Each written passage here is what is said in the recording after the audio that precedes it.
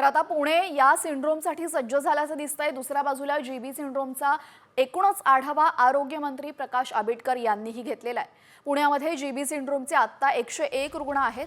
तसंच रुग्ण वाढत असल्याने आंबेडकरांनी पुण्यातील नांदेड गावातल्या विहिरींची तपासणी केलेली आहे, पाहणी केलेली आहे।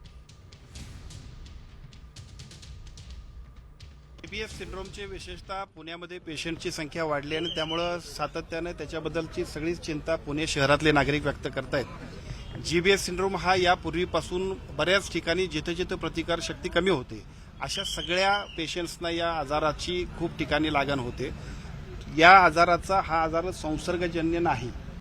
तर आता पुणे या सिंड्रोमसाठी सज्ज झाल्याचं दिसतंय। दुसऱ्या बाजूला जीबी सिंड्रोमचा एकूणच आढावा आरोग्य मंत्री प्रकाश आंबेडकर यांनीही घेतलेला आहे। पुण्यामध्ये जीबी सिंड्रोमचे आता 101 रुग्ण आहेत। तसंच रुग्ण वाढत असल्याने आंबेडकरांनी पुण्यातील नांदेड गावातल्या विहिरींची तपासणी केलेली आहे, पाहणी केलेली आहे।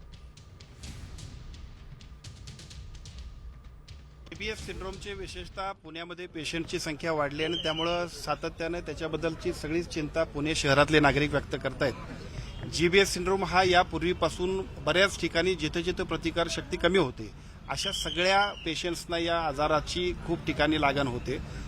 या आजाराचा हा आजार संसर्गजन्य नाही।